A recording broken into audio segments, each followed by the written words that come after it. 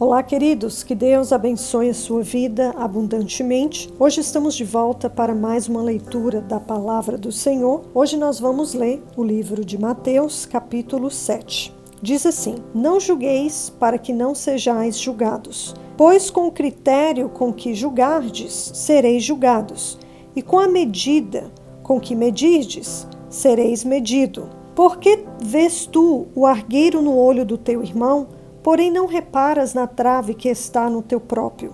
Ou como dirás a teu irmão: deixa-me tirar o argueiro do teu olho, quando tens a trave do teu? Hipócrita, tira primeiro a trave do teu olho, e então verás claramente para tirar o argueiro do olho do teu irmão. Não deis aos cães o que é santo, nem lanceis ante os porcos as vossas pérolas, para que não as pisem com os pés, e voltando-se, vos dilacerarem.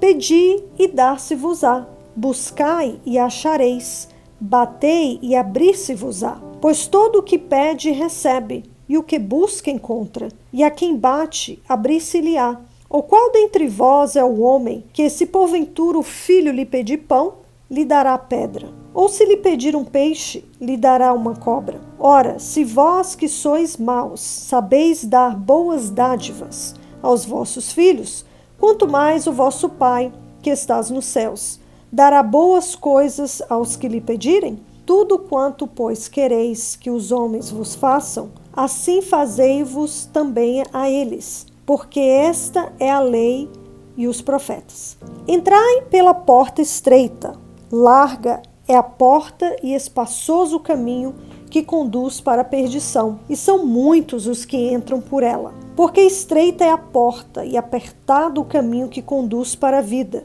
e são poucos os que acertam com ela. Acautelai-vos dos falsos profetas, que vos apresentam disfarçados em ovelhas, mas por dentro são lobos roubadores. Pelos seus frutos os conhecereis. Colhem-se, porventura, uvas nos espinheiros ou os figos dos abrolhos? Assim toda árvore boa produz bons frutos, porém a árvore má produz frutos maus. Não pode a árvore boa produzir frutos maus, nem a árvore má produzir frutos bons. Toda árvore que não produz bom fruto é cortada e lançada ao fogo. Assim, pois, pelos frutos os conhecereis. Nem todos que me diz Senhor, Senhor, entrará no reino dos céus, mas aquele que faz a vontade de meu Pai, que está nos céus.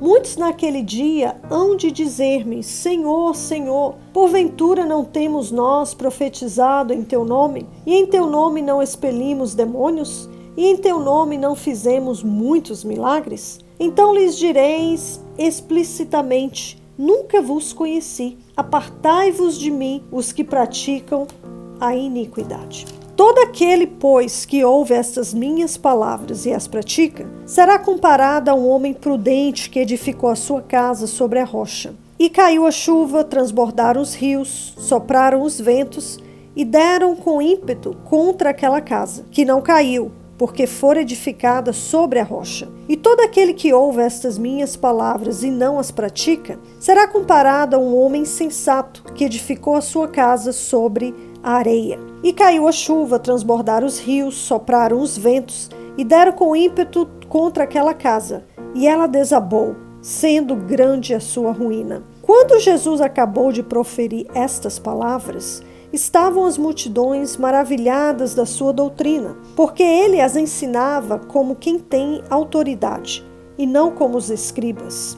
Queridos, agora nós vamos ver o resumo desta palavra. Quando o Senhor Jesus fala da doutrina aqui de não julgar, porque na mesma medida que um ser humano julga o outro, ele será julgado na mesma medida. Aqui tem um sentido de condenar ou punir. Então a referência não é um julgamento legal, mas a um espírito crítico. A tolice do hábito de julgar os outros está ilustrada na hipérbole do argueiro e da trave. Jesus também usou o termo hipócrita para descrever a falta de sinceridade dos fariseus e dos escribas. Embora o espírito crítico seja condenado, o discernimento capacita o crente para confrontar e recuperar companheiros cristãos que erraram. Em relação à oração contínua, é o segredo para a realização: pedir, buscar e bater.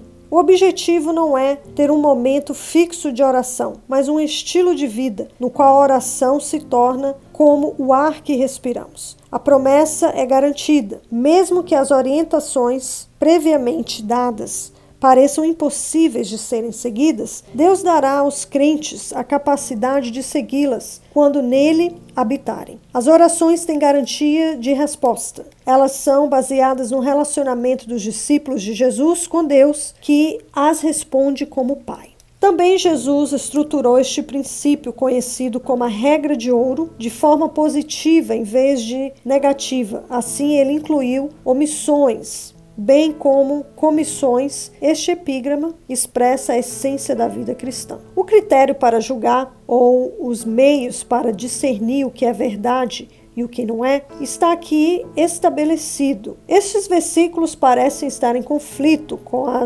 admoestação de evitar um espírito crítico, mas a passagem intermediária sobre a oração serve como ponte. Através da oração, os crentes conscientizam-se de suas próprias faltas. Uma vez que sabem lidar consigo mesmos, conseguem ver de forma clara os problemas dos outros. Somente Deus é o juiz supremo. Este é o resumo, então, do nosso capítulo 7. E no próximo vídeo, voltamos com a nossa leitura no livro de Mateus, capítulo 8. Que Deus abençoe a sua vida abundantemente. E se você não é inscrito nesse canal, por favor, se inscreva.